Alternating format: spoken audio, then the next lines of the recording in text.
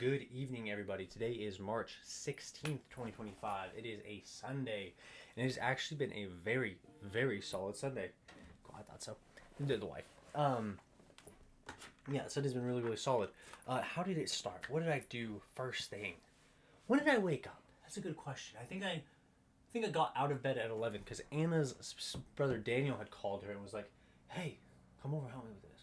And she was like, "I don't want to get out of bed." And I was like, "Let's get out of bed, right?"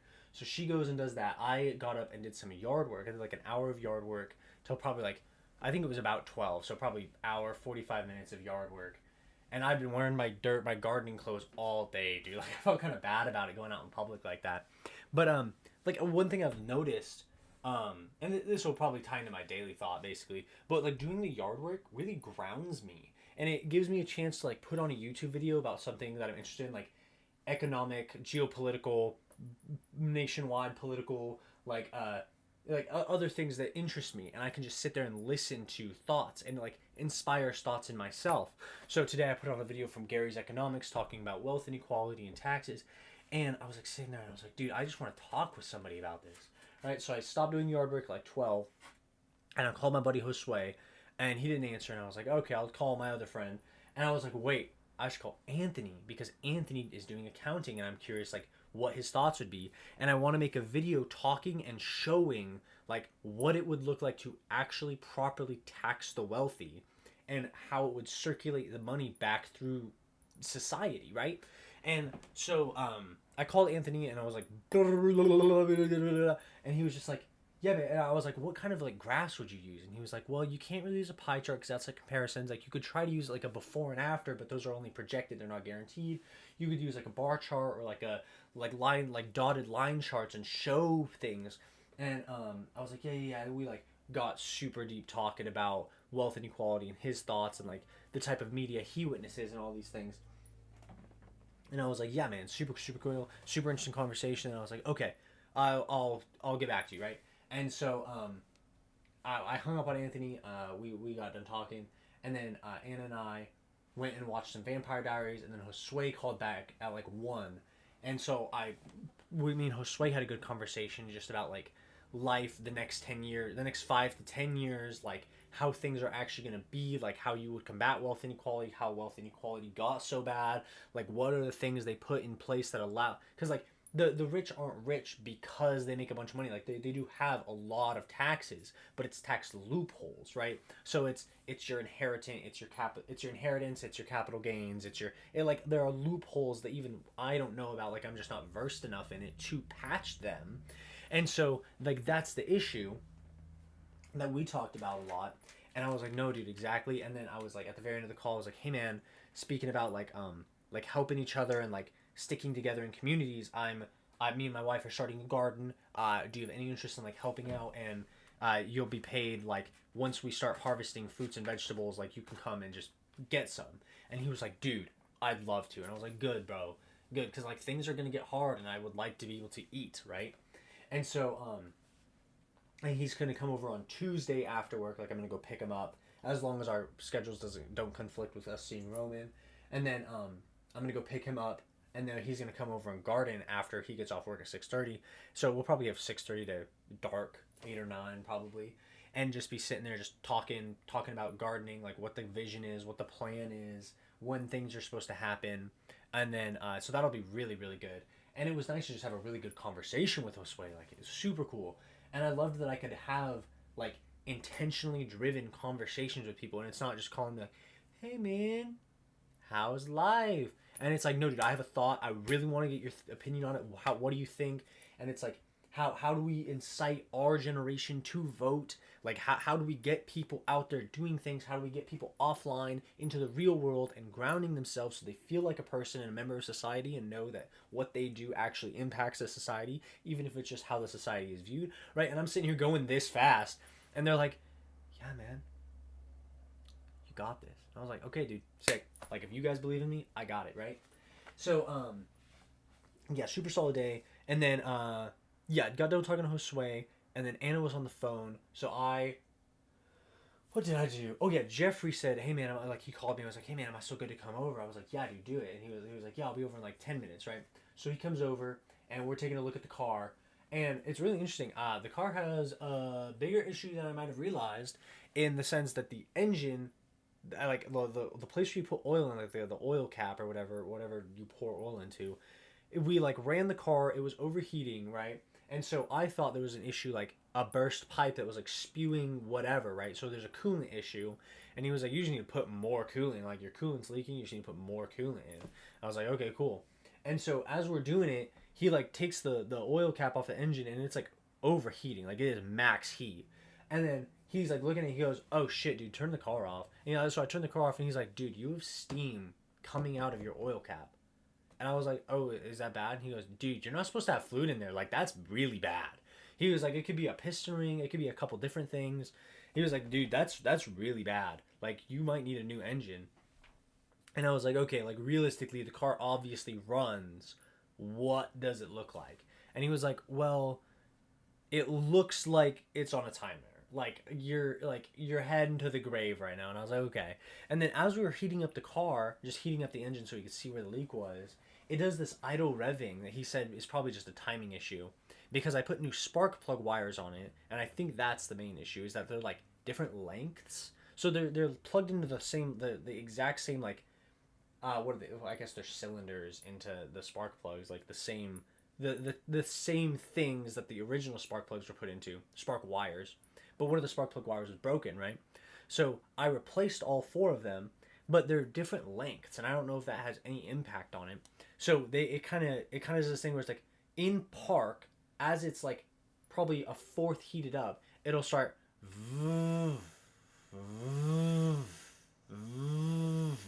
an idle rev, which is really interesting.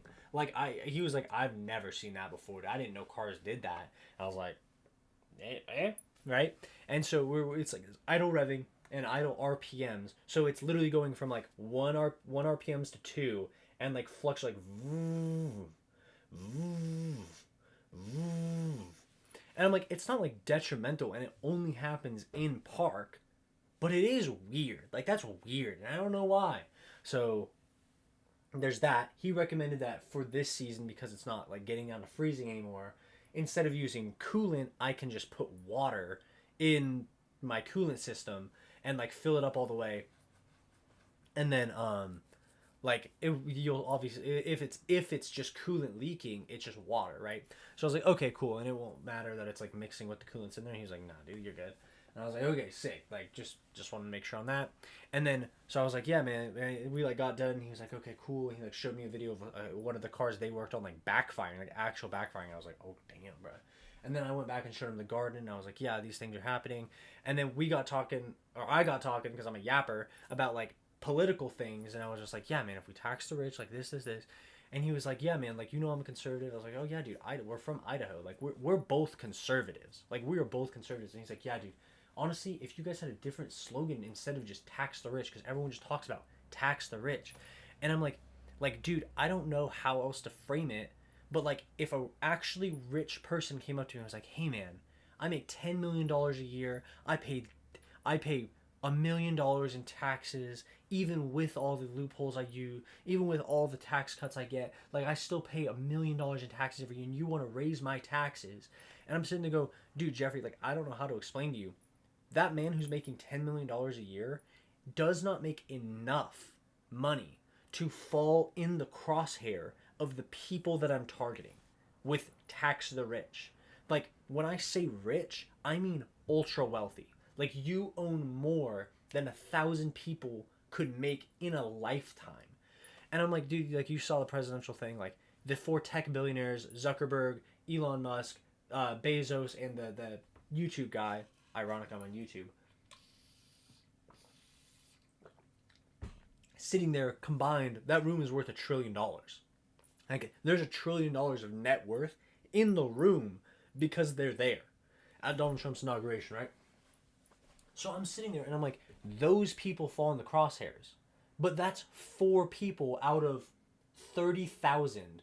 Like the top 30 to 50,000 people, the richest people in America. Like we know four of them by name, right? And dude, like Warren Buffett is an investor billionaire. Mark Cuban is an investor billionaire. I'm sitting here, I'm like, dude, like they are billionaires, yeah. they still might not be like actually rich enough to fall in the crosshair, which is crazy to think about. Because I actually had a really interesting thought, but I'll probably share it on a video dedicated to wealth inequality that I'll explain later. And I was talking to all three Josue, Anthony, and Jeffrey about it today. But so watch out for that video on wealth inequality, right? And yeah, we were just talking, and he was like, "Yeah, man, but like my dad, like he owns his own business, like he does furniture repair, like he's super conservative. He wouldn't agree with you on taxing the wealthy." And I'm like, "Think about it, Jeff. Like your dad is a self-employed man who repairs furniture. His clients are not ultra wealthy people because they can just buy new furniture. They don't need a furniture repair guy. If we were to take $1 trillion out of the top 50, what's 50,000 divided by a trillion? What's trillion divided by 50,000? 1,000,000,000 million billion trillion divided by 50, 1, 2, 3. So if we took $20 million, wait, is that million? Yeah, if we took $20 million of worth from the top 1% of America, the top 50,000 people in America, let me look up American population. U.S. population. Pop. It has to come up when I type pop. Yeah. U.S. population. 333 million. 333 million, 209. So, 333 million point 24. So, $1 trillion. $1 trillion. That's 1,000 million billion trillion. Wait. No. Yeah, 1,000 million billion. I need 3 more zeros. $1 trillion divided by 330 240,000. Yeah, 333 million people is $3,000 a person. Per person. That's man, woman, and child. And I'm sitting there going, if we were able to funnel that money just through people who receive Social Security, just through people, that'll stay out right now, actually. Ugh. Make sure my shirt's on all the way. If we each funnel that money, the $1 trillion, just through people who receive Social Security. Actually, I'll Google how many Americans receive Social Security. How many Americans receive Social Security? 67 million.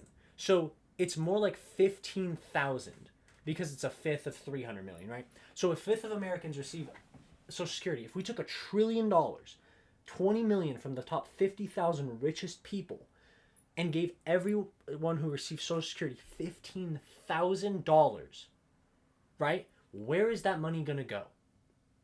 And I'm sitting here going, Jeffrey, it benefits your father because now he has a whole new client base that has $15,000. They can go to your dad and get that chair that's been broken for years repaired. They can go to your dad and get that couch that has a fat hole in it repaired because they have a couple $100 to throw at it. I can get my car fixed so the mechanic makes more money. The mechanic can pay his employees more. So if you funnel it just through Social Security, the money gets distributed. I'm a waiter at a restaurant. Those people are going to go out and eat. They're going to tip me. Like, I will make money if people on Social Security get $15,000 this month. And guess what? Where's that money going to actually go in the economy that we've created today?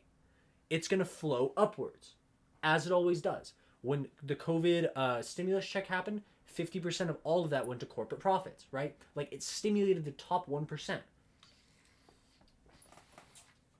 But if we're continually taking that $1 trillion, and the issue is the top 50,000 people in America, that's the top 0.02, like 0.016%.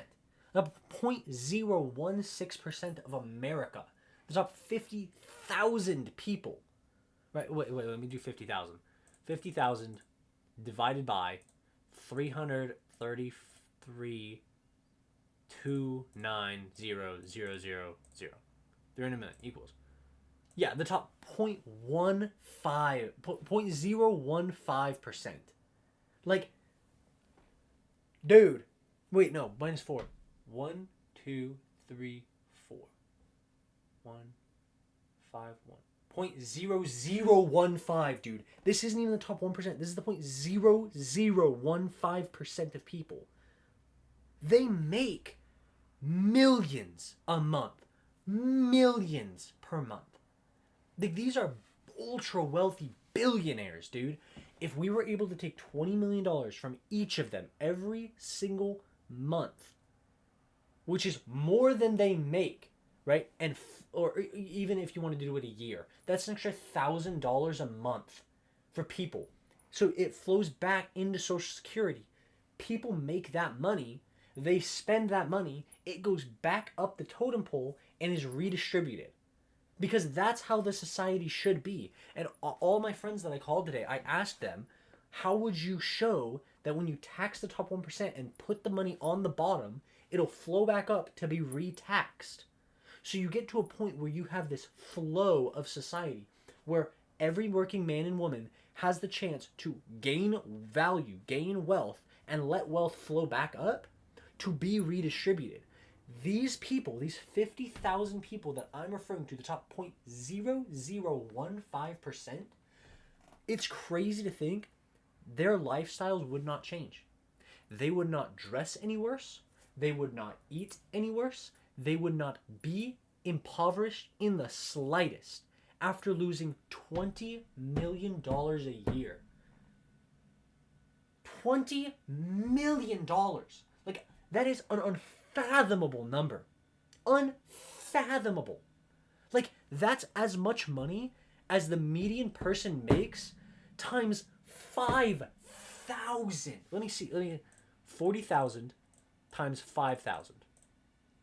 Okay, it's times 500. So they're making, 500. So the median salary times 500 in a month. And I'm saying we should take that from them once a year and redistribute it throughout the year. And there are going to be people who sit there and go, no, that's bad. They create jobs. It's a fraction of their wealth. Actual fraction of their wealth. A fraction of their profits. And I'm not talking about fraction 12%. Like, Elon Musk could easily lose how much value has he lost in the last 3 months from when I'm making this? Like, billions. If that money was funneled back into America, we would be in a better place as a society, right? So when I talk about taxing the ultra wealthy, he's right. Tax the rich sounds bad because, they create jobs. Dude, if people have enough money, they can create jobs themselves. Like, it's crazy to think, if you can save up $5,000, you can make a job for yourself. You can put a down payment on a truck and a compressor and go blow out sprinklers for the season, right? You have to take on the risk and the added responsibility, but one sprinkler blowout season, I know for a fact you could pay off the whole thing. I know for a fact because my dad did it. My dad did that. Like, that's a potentiality. If you make an extra $5,000 a year, like, just for savings, or you can put it towards debt you accrued or whatever, right? And the main people it's going to benefit by taking this money from the top and putting it on the bottom is these bottom people are going to be able to use middle class services, which is where Jeffrey's dad comes into play. He's a furniture repairman. So it kind of goes full circle in the sense of, if you take it off the top, put it on the bottom, it goes to the middle. And guess what? Eventually, it goes back to the top. We put it back on the bottom again because now the people on the bottom are able to use that money to eat and sleep in a home. And they're able to afford blankets and clothes. And they're able to live, right? So you're taking care of the bottom percentage. The bottom 15-20% of America. What is 1/5? They're taking care of the bottom 20% of America.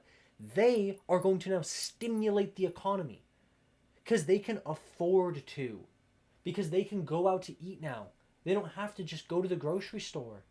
They don't have to buy ramen. They don't have to forego heat. Like, these people in the bottom 20% can live, really live. and it'll stimulate the middle class as the money trickles back up. And it's crazy that I have to explain this. And if I ever get the chance to talk to someone who's wealthy, like really wealthy, $70 million in assets, and they're like, yeah, man, my assets went up by 10% last year. It's $7 million. I have terrible news. You don't make enough to be in my crosshair. Right? Like, you don't make enough to be taxed as an ultra wealthy person. And there's nothing wrong with that. Right? Like, you don't want to be an ultra wealthy person because they're exploiting and sucking money out of the economy, out of our hands, literally our hands, right? So it's really interesting that people are so against taxing the rich because they're job creators. I'm like, dude, even the shareholders of like Simplot is in Idaho. Even the shareholders of Simplot, like how much? What is Simplot's valuation?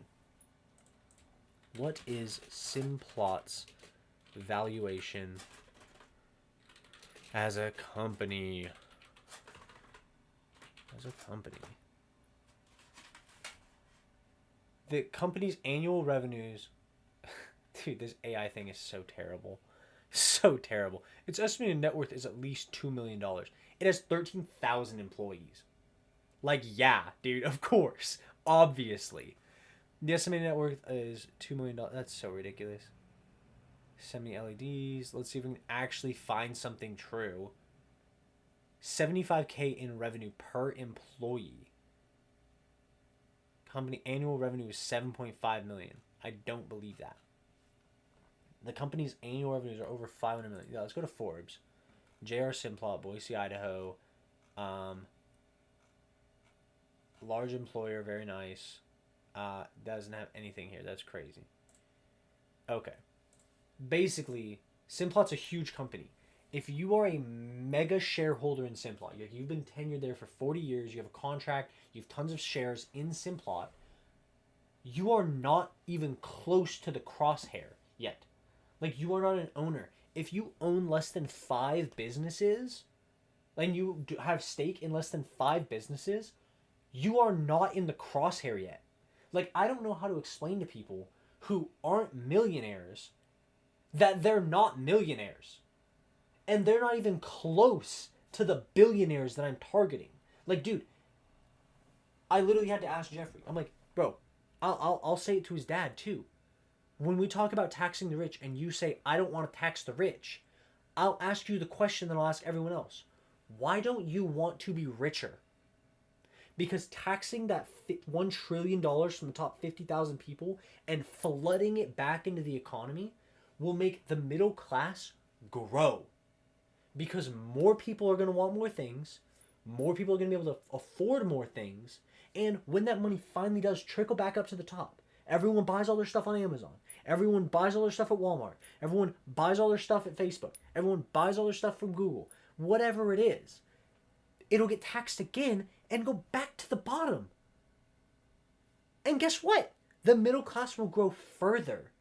So I obviously don't have any percentages for this, and I don't even know how you'd begin to tax banking families because you have to do capital gains tax on their assets, not on the actual income they get because they don't get any income, right? So you have to be able to tax their assets. At that point, you're not even denting their income. What is the GDP of America? USA GDP. Because we are at an all-time high GDP. GDP current US. Tell me, what is this? Current US GDP, 27 trillion. 27 trillion dollars. Trillion dollars. And 50,000 people are making most of that. And people are sitting here telling me that we shouldn't tax the rich when they are not rich. You are vouching for the enemy. You are vying for the evil. You are sitting there with a vampire on your neck, sucking the money out of your existence. It's murdering you. It's driving you into poverty, and you're going, hey, hey, hey, hey, hey, hey, hey, hey, hey, hey, hey, hey, hey, hey. They're making my job though. They're job creators. Dude, you're fighting for the parasite, sucking the life out of your financial situation. They're siphoning wealth out of the lower class. Now they're targeting the middle class. They are going to be the ultra, ultra, ultra wealthy, and me, people like me, people my age, people in my financial situation are going to be in poverty unless we tax them properly. And I have people who are worth less than $1 million and make less than 10 million a year telling me that I'm wrong. You are wrong.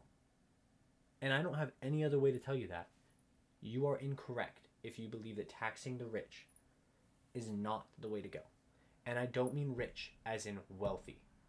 If you are wealthy, you are retired, you have less than $50 million in assets, they make 3 to 4% a year, you're where I hope every American can get to.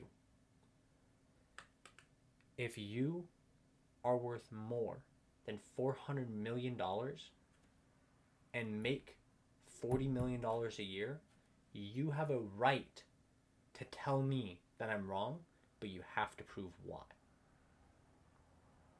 That's all for today. I hope everyone had a wonderful Sunday. I know I did. I'm going to spend some time making more video logs and editing more video logs. I will see you all tomorrow.